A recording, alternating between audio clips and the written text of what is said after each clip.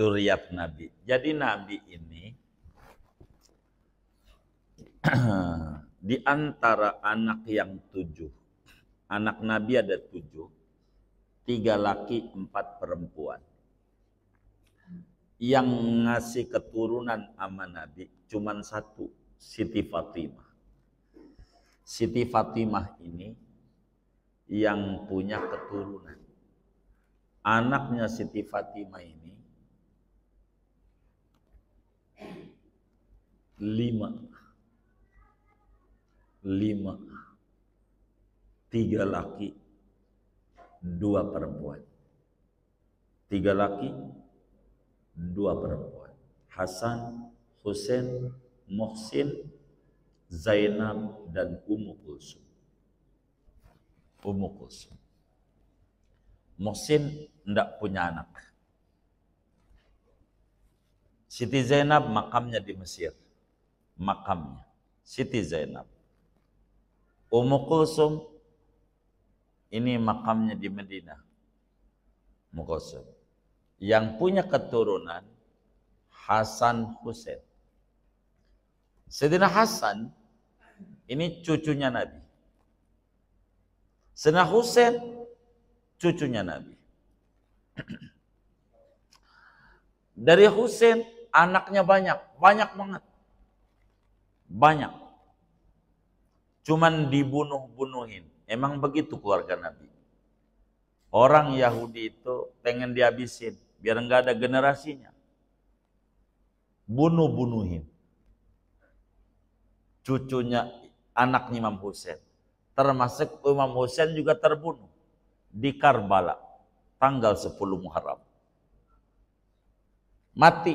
Yang hidup atu Ali Zainal Abidin, masih bocah.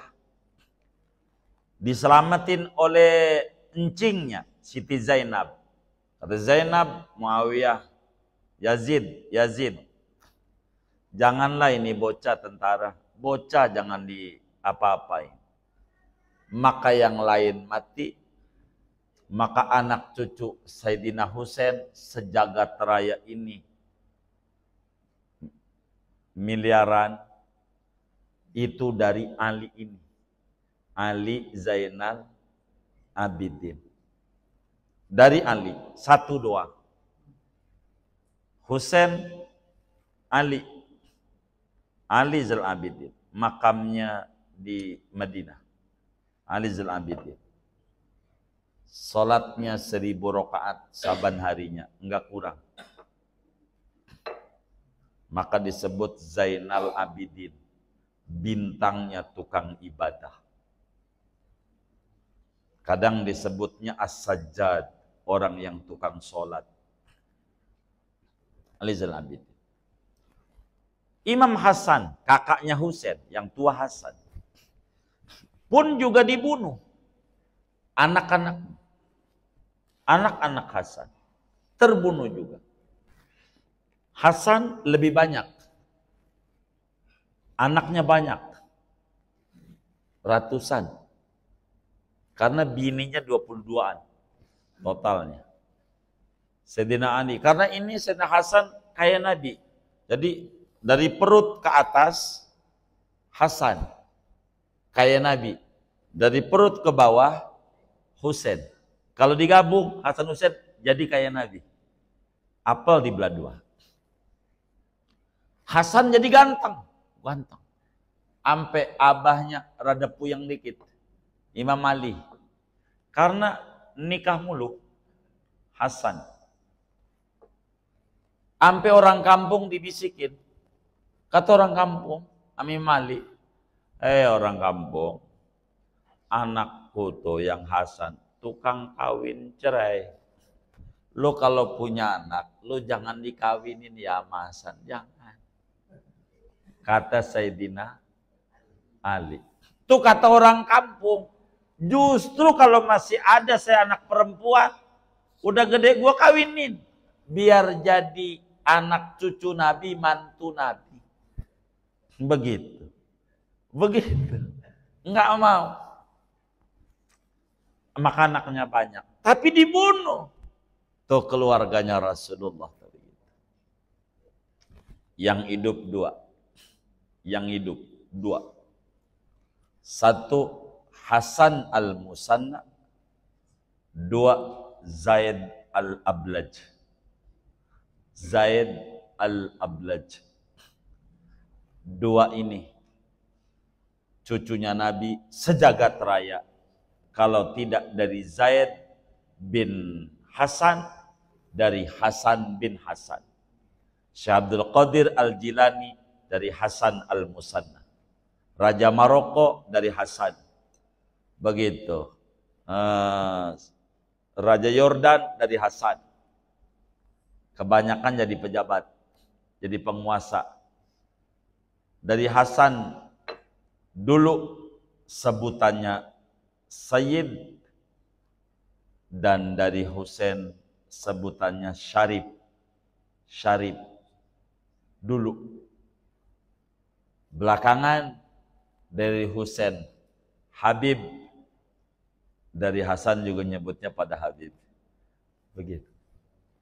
Begitu. Nah, bagaimana ini? Anak cucu Nabi ini berbicara Sadah Ba'alawi. Jadi Ali Zainal Abidin ini punya anak Muhammad Al-Bagir. Al-Bagir ini punya anak. Banyak sebetulnya.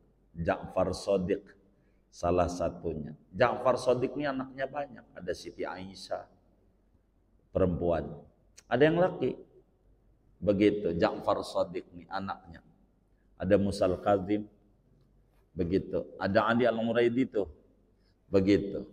Sampailah kemudian itu pada Isa Ar-Rumi. Isa Ar-Rumi punya anak namanya Ahmad. Ahmad ini disebut Al-Muhajir ilallah. Hijrah dari Irak. Karena banyak dibunuhin. Sampai mentok di Yaman, di Hadramaut. Waktu hijrah, di antara barangnya itu, ama anak-anaknya maunya diboyong. Termasuk ama Sidi Ubaidillah. Orang menyebut Abdullah. Ubaidillah. Ada Jadid.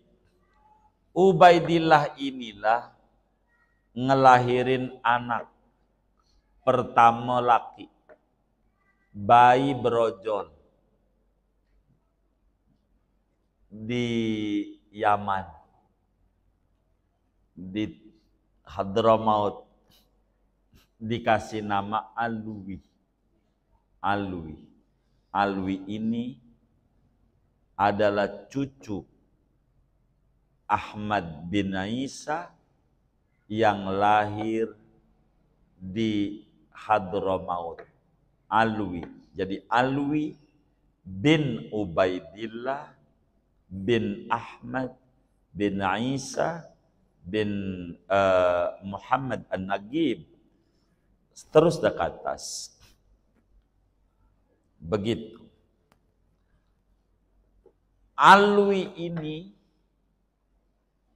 menjadi ailah, kabilah. Anak cucunya banyak. Maka disebut Ba'alwi. Anak cucunya Alwi. Ba'alawi itu anak cucunya Alawi bin Ubaidillah bin Ahmad bin Isa. Begitu. Nah, itu Habib itu adalah anak cucunya Nabi dari jalur Alwi bin Ubaidillah bin Ahmad bin Isa. Kenapa jadi ribut?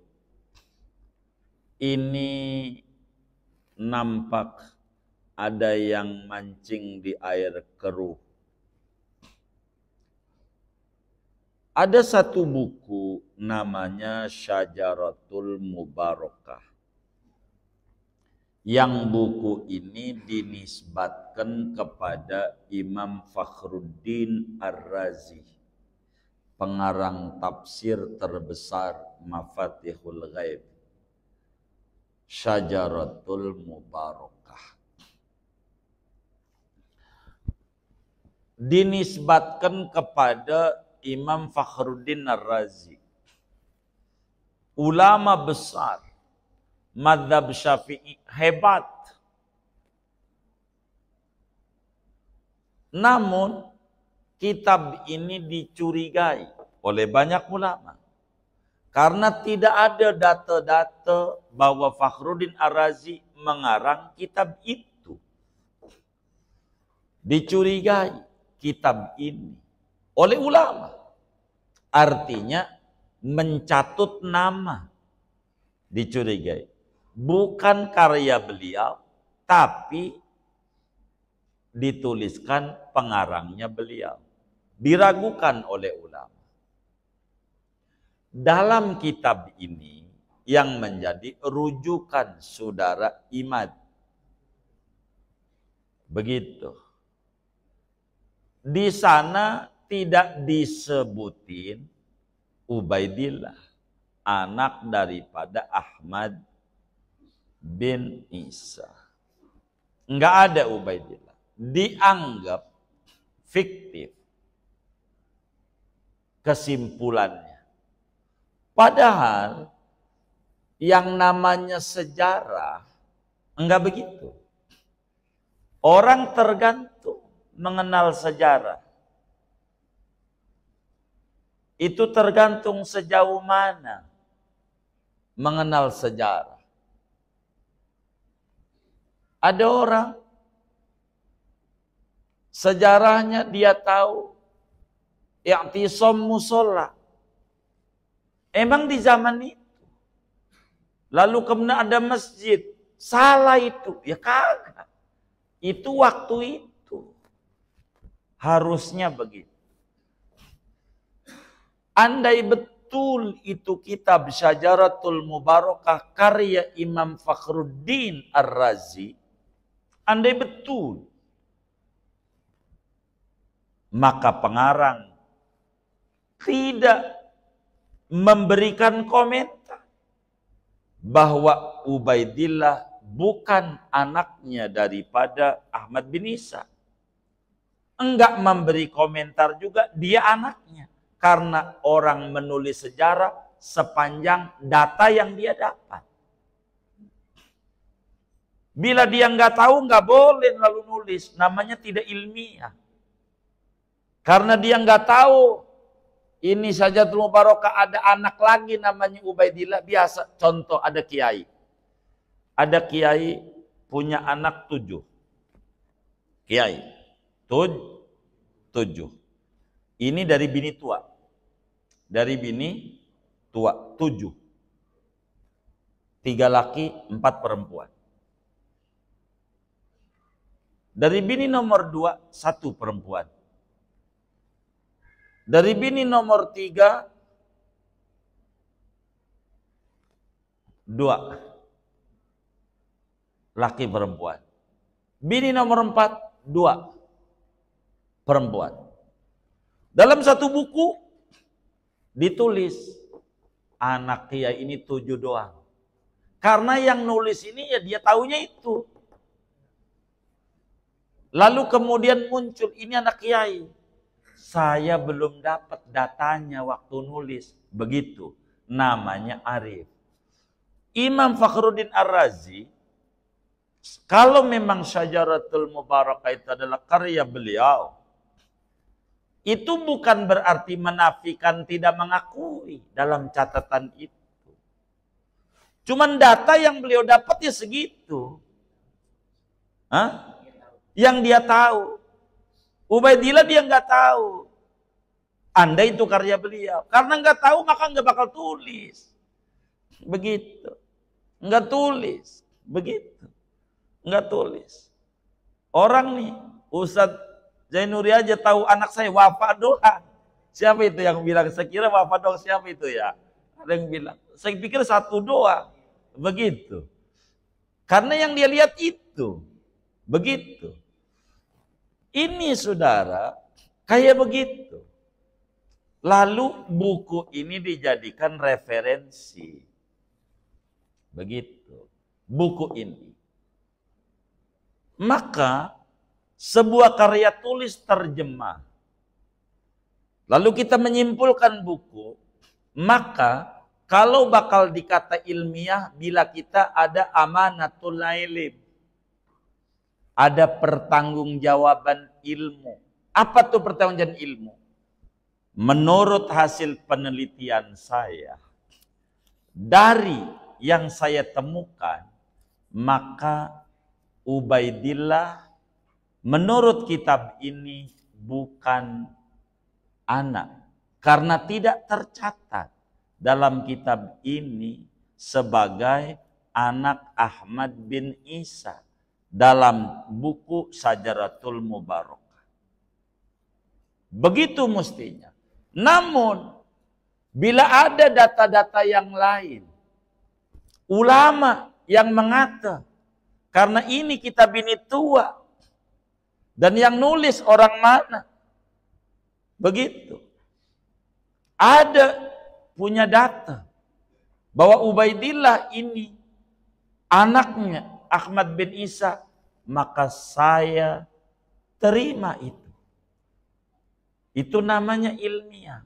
Dalam tesis, skripsi, disertasi, mesti ada kalimat penutup. Untuk apa? Sebuah pengakuan bahwa kekurangan itu sifat manusia. Begitu. Bila data ini ternyata kurang, yang saya simpulin ini ternyata salah, ada buku lain, maka ikuti buku itu. Jangan kita kata selain ini salah semuanya. Mau siapa pakai? Namanya kebodohan. Menolak kebenaran nggak bisa. Biasa kiai Imam Syafi'i, saudara, perbandingan namanya pertanggungjawaban ilmu. Ini baru disebut ilmiah. Kata Imam Syafi'i, ini yang hafal Quran umur 7 tahun. 30 juz. Umur 10 tahun hafal Al-Muwatta, kurang lebih Muwatta itu 4.000 lebih 9 hari. Hafal Quran, hafal kitab hadis, Al-Muwatta, umur 10 tahun. Pinternya kayak apa? Kata Imam Syafi'i, bila nanti esok lusa ada hadis yang saya belum dengar, hadis itu betul hadis Rasulullah, berbeda dengan apa yang saya fatwakan, maka yang saya fatwakan gugur, ikuti hadis Rasulullah. Itu namanya ilmiah. Sebagai kesadaran bahwa manusia ilmunya terbatas.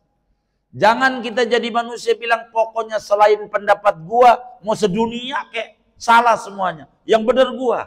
Ini namanya pembodohan. Namanya dan kebodohan. Muslim nggak bisa. Muslim itu mesti ada kesadaran. Yang saya catat ini pertanggungjawaban ilmu yang saya tahu. Tapi bila nanti ada buku lain atau ada ulama lain menulis begini, menulis begitu, dan ini, maka kita ikuti itu karena ini data saya masih kurang. Yang namanya karya ilmiah tidak kemudian menjadi batal adanya dengan temuan yang baru. Contoh, SD 6 tahun dulu. 6 tahun SD. Berubah menjadi 9 tahun. Enggak yang 6 tahun itu jadi batal adanya. Lalu orang nulis buku SD itu 6 tahun. Lalu ada yang nulis lagi 9 tahun. Maka yang 6 tahun ini enggak batal. Karena saat itu yang dia tahu. Dan manusia kalau punya ilmu harus kayak begitu. Begitu. Bila semacam Imam An-Nabhani. An-Nabhani, ulama besar. Muallim Safiyadami, Syekh Abdul Hamid, Abdul Halim Ad-Dari, Mbah Maimun Zubair, punya guru salah satunya Syekh Yasin Al-Fadani. Yasin Al-Fadani punya guru. Salah satunya Syekh Yusuf bin Ismail An-Nabhani, ulama dari Beirut, di Damaskus. Di dalam kitabnya Asyaraful Mu'abbad, beliau bilang ijma' seluruh ulama bahwa yang paling sahih daripada keturunan Nabi adalah Sadah Ba'alawi, anak keturunan Alwi bin Ubaidillah bin Ahmad bin Isa bin Muhammad An-Nagib dan seterusnya dah. Itu begitu. Itu ulama. Maka kita ini nggak usah ke situ-situ. Kita jangan. Ini bakal mengadu domba kita orang. Begitu. Mereka-mereka itu orang tulus. Menyebarkan agama. Begitu. Dan habaib itu tidak minta dihormati. Dan penghormatan itu suruhan Al-Quran dan juga Nabi. Begitu. Begitu. Jadi sehingga kita tidak usah kayak begitu-begitu rusak kita punya hubungan. Karena tujuan daripada begitu, pada akhirnya kita bakal mendidik si awam mencela itu habaib. Ujungnya ilmu agama yang dia bawa enggak dipercaya, dan itu yang dikehendaki oleh orang anti-Islam. Dan ini yang paling berbahaya. Kita diadu antara ulama dan ini. Ujungnya kita ribut. Korupsi kagak dipikirin tuh. Timah kemana, ini kemana. Kita ributin yang kayak begitu. Maka saya sering bilang, ketika ditanya begini saya secara jujur kurang mau. Kenapa? Saya sering ditanya, ini bagaimana nasab? Saya lagi puyeng mikirin nasib. Nasib nih nggak jelas, surga peneraka saya ini nggak jelas. Nasib saya aja belum, nasib belum jelas. Udah, jangan mikirin yang sudah jelas. Ini bukan nasab turunan, itu dia lagi mikirin tikungan ke kanan apa kiri nih tikungan nih. Belum keburu mikirin turun, jadi hancur semuanya. Nanti kita bakal mencurigai ilmunya para ulama-ulama kita yang bawa kepada kita. Dan ini, tapi ala kulli hal saudara, kullu sakit lakit. Setiap buah yang jatuh ada yang mungut. Biar kata busuk, kap aqua mesti ada yang bungkus. Ada yang ngambil juga. Itu begitu. Enggak heran dalam hidup ini kayak begitu. Oleh karena itu, pesan saya kepada umat, kita jangan terbawa terombang-ambing ke sana. Ikuti daripada para salaf kita. Ikuti daripada ulama-ulama kita. Mbah Hasyim Asy'ari lah, Mbah Holil Bangkalan, Syekh Yasin Al-Fadani, Syekh Ni Al-Bantani. Ala kulli hal, kata seorang sufi mengatakan wasallim. Ini pesan kami. Li ahlillahi an kulli muskilin. Ladaika ladaihim wadihun bil adillati. Ini pesan kami. Serahkan kepada ulama-ulama besar itu yang ngerti nasab. Bagi sesuatu yang rumit di pikiran kita. Rumit karena kita enggak ngerti nasab. Nasib kita aja masih kagak ngerti. Begitu. Bagi mereka jelas, meski bagi kita kurang ngerti. Udah kita kalau mau cari nasab kita aja nih ke atasnya kemana nih? Bin Kebon, bin Pacul, bin Pengki. Itu di mana kuburannya? Itu aja dulu dah. Kita mah jangan dibawa ke situ-situ. Ujungnya kita bakal diajak menghina orang. Jangan terbawa menuju ke sana. Sebab ini ujungnya bakal menjauhkan kita dari Islam. Begitu. Mereka tinggalkan kampung halaman mereka, Wali Songo itu ke Indonesia. Mau ngapain? Demi Islam. Enggak nyari duit.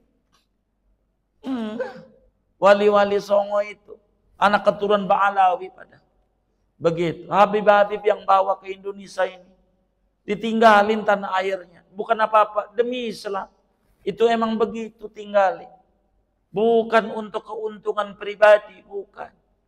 Dan ini kita dibawa, diajak menuju ke sana. Ini repot. Dan sebetulnya saya kurang mau ngomong begini. Mesti bakal terbelah lagi ke bawahnya. Kalau di-share sama abang ini nih, bakal yang komennya ribut lagi gitu. Begitu. Abang kita dapat keuntungan dari komen-komen. Kita aja jadi ribut. Itu begitu, dan saya jujur kurang mau. Dan berapa kali kita sampaikan bahwa sudah cukup itu. Sampai ya Allah, Yai Miftahul Akhyar, ulama besar di NU, sampai berkomentar panjang lebar. Pada akhirnya kena cacian juga sama awam-awam kita. Tuh kayak begitu tuh. Singkatnya saya berpesan sama saudara-saudara, kita no comment. Kita pikirin ibadah kita. Ini mimma la yadurru jahluhu. Ini bukan minaddin. Juz'un minaddin. Bukan prinsip dalam beragama. Jangan sampai lebih dalam, ujungnya bakal benci kepada orang. Ama non muslim aja kudu sayang, apalagi ama orang. Bahaya kita. Jangan menyakiti Rasulullah, jangan. Begitu, jangan. Ujungnya melebar, Yamannya lah, ininya lah, macam-macam ujungnya. Udah pusing kita dengar. Dan saya ini pengennya nggak ditanya-tanya begini. Saya pengennya ditanya bagaimana mencintai Rasulullah. Ini begitu. Ini penting. Siapa yang menyakiti ahlul baitnya, Nabi kecewa, dan itu rugi bagi kita. Rugi bagi kita. Rugi. Maka bagi kita yang awam, pikirin dosa kita aja, nggak usah. Husnudzon. Husnudzon. Kita nggak ke situ-situ. Kita nggak. Begitu. Orang ngeributin DNA itu kagak ngerti. Kagak ngerti. Bukan begitu. Supaya saudara paham. Begini. Wal'iyadzubillah. Saya mau contoh kalau orang lain ada repot. Saya aja contohnya. Wal'iyadzubillah. Saya tidur sama perempuan. Tanpa nikah. Hamil. Begitulah umpamanya. Hamil. Enggak nikah. Hamil. Tidur doang. Yang orang kampung sebutnya kumpul apa tuh? Oh, kumpul keboy ya. Tes DNA tuh bocah. Sama DNA-nya sama saya. Kalau pakai DNA bin saya. Agama tidak akui. Agama enggak akui. Bukan darah. Sampel untuk menuju sebuah keturunan. Kudu proses pernikahan. Bukan itu. Bukan itu. Maka keliru. Kalau tes DNA, saudara kalau mau pakai begitu, saudara cek anak saudara. Bagaimana kalau tes DNA-nya kagak akur sama saudara? Apa enggak stres saudara? Karena ini alat. Lihat cek darah antara alat pabrik anu beda hasilnya. Alat. Tergantung yang aku. Bukan itu. Dan panjanglah, saya tidak mau. Saya mengomentari yang di awal saja. Qad tungkirul ainu do'a syamsin min ramadin wa yungkirul famu hilwal ma'i min saqami. Kadang kalau mata rabun, matahari aja dikata enggak ada. Kadang kalau badan lagi sakit, buah yang manis aja jadi pahit. Jeruk manis, pahit. Pisang manis, pahit. Itu tandanya